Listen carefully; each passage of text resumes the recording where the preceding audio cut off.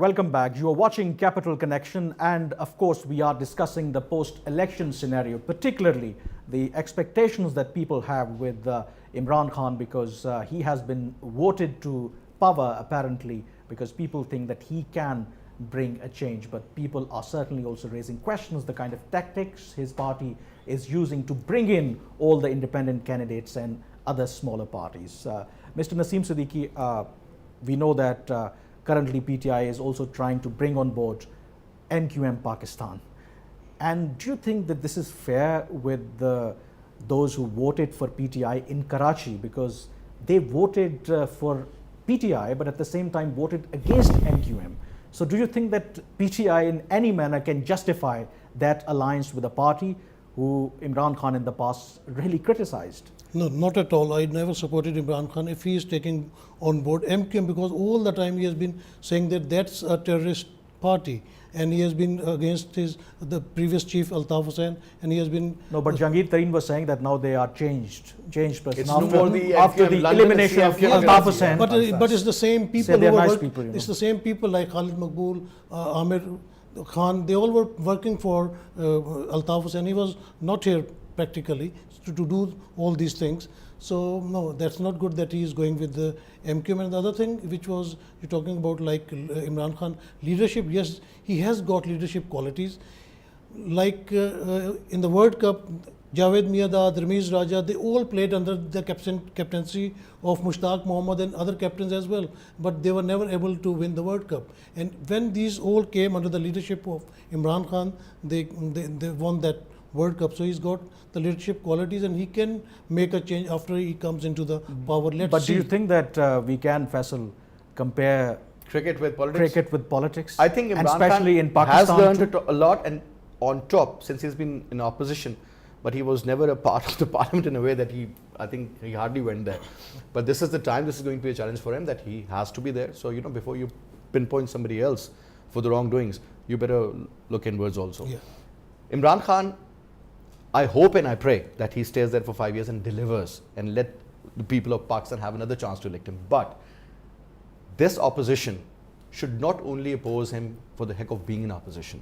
They should also, if he's coming up with something new, you look at the kind of response he's got from the foreign leaders. For example, yes. Narendra Modi, the Iranian President Rouhani, for Erdogan from Turkey, yes. So on and so forth. So everybody has got a lot of expectations from him. And secondly, as earlier mentioned by my dear friend here, that he has got a lot of support from the corridors of power. And obviously, we do understand that the equation between the military and the civil government is going to be very much in alignment. At the moment. And let's see, because this man is not not a joke. He so is what very stubborn. What happens but that I'm sure he also understands that, whatever he used to think earlier, because you can't bring in change overnight. It will take time. So it takes decades. So that's exactly my point. Do you think that we should give some benefit of doubt to Imran Khan, if we continue to point out all these things, that why now he is shaking hands with people like Chaudhry's or MQM, because these are the dynamics of Pakistani politics. You can't work in isolation. You have to take along all these traditional forces if you are to bring any kind of change. Kamran, in the sense that you just mentioned that we should give him some space, some room, some benefit of doubt. Yes, because lots of his voters voted him on the basis of let's try him out. We have tried Pakistan People's Party, we have tried Pakistan Muslim League, we have tried Nawaz Sharif, we have tried Zardari. Now let's try. So now what his job is? Just do it. His job is to just do it now, and he has to prove a lot. Now, for example, you just asked fellow panelist about his alliance with MQM. It's an unnatural alliance. Yeah, it's an unnatural alliance. MQM. It was first time in last 3 decades that the elections were held in Karachi minus Altaf Hussain. Who is in self-exile in London for last 25 years, more than 25 years. Be that it was divided MQM means divided voter and divided mandate. So first time Karachi's mandate was divided and it was without fear, and it was without any harassment. Yeah. And people of Karachi, around 1 million voters voted for Mr. Khan or PTI, which means that lots of these voters were probably anti-MQM. Exactly. So when you side with MQM, so it means that what kind of a message you are conveying to your voters. Same goes with MQM. MQM is in a dicey No, situation. but the because problem is then what options Imran Khan can have No, no, from I- the government? No, I tell you. Should he sit with like People's Party? You Now, know? for example, Karachi's politics carries a symbolic importance in national politics, and that's why it always been very important for these traditional parties to get hold of that mandate. Now you have gotten that mandate. Last time Imran Khan secured 650,000 votes from Karachi alone. Now he's got 1 million votes. And now, for example, if you take that argument to MQM, Pakistan has been in search of a shelter from political establishment and security establishment. Absolutely. So it needed an umbrella, and it believes what I know of, I've been talking to their leaders and what I know of the organization, that they believe that right now, currently, Imran Khan, Tehreek-e-Insaf's umbrella might provide them a shelter, not even from political establishment, at the same time security establishment. So for them it's a catch-22 situation, but for them also supporting PTI means losing another chunk of voters to PTI in the future. So it's a very, very dicey situation for PTI, MQM, and especially Karachi. Because Karachi has been sandwiched between now 3 political parties. At the federal level, we are going to have PTI. At the provincial level, we are going to have Pakistan People's Party. And at the same time, local government or local bodies are going to be with MQM. So Karachi probably would see or would witness quite a tussle between these political parties.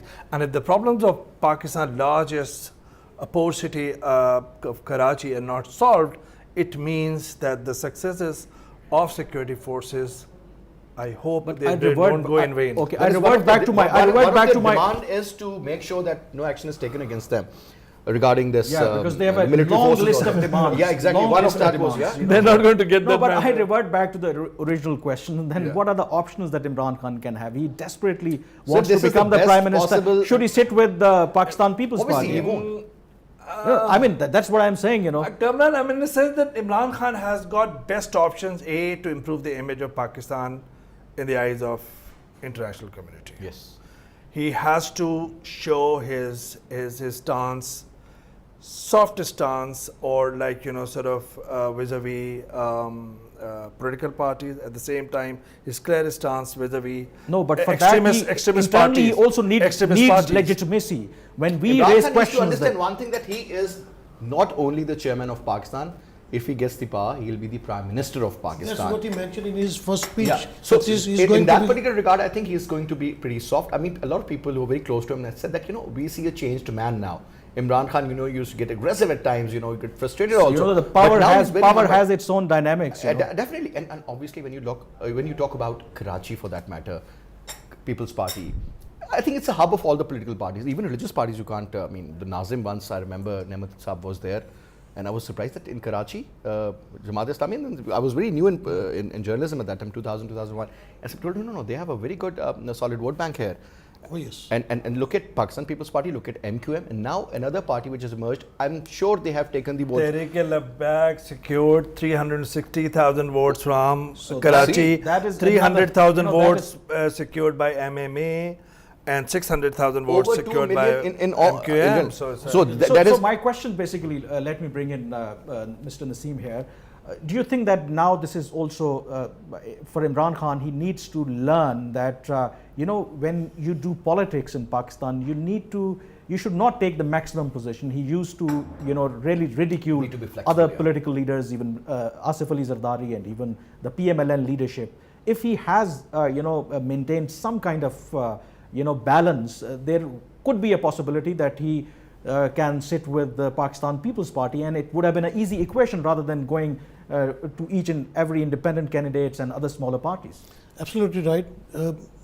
As it is said that in love and war everything is fair. So when they are going for the elections, they are going on their extremes. But now he has to put down his on the tone, and he should go with each and every party, because he has to be. As Tohid said before, that in Karachi there is MQM in the province, and then People's Party, and then they himself there, and then Noon League is very much stronger in Punjab. So he has to compromise with all these party. He has to take all of them on board to go ahead. And even we witnessed in the past when you need, bipartisan consensus on so many things, for example, 18th Amendment or so many other issues. So he has to maintain, and that's why people say that he was very. Party is in control. That's why people say that his victory speech was some kind of reconciliatory. Perhaps he knows the kind of challenges that he may be facing, so he needs the support of other political parties. We will continue our discussion, but we have to go for a break here, so stay with us.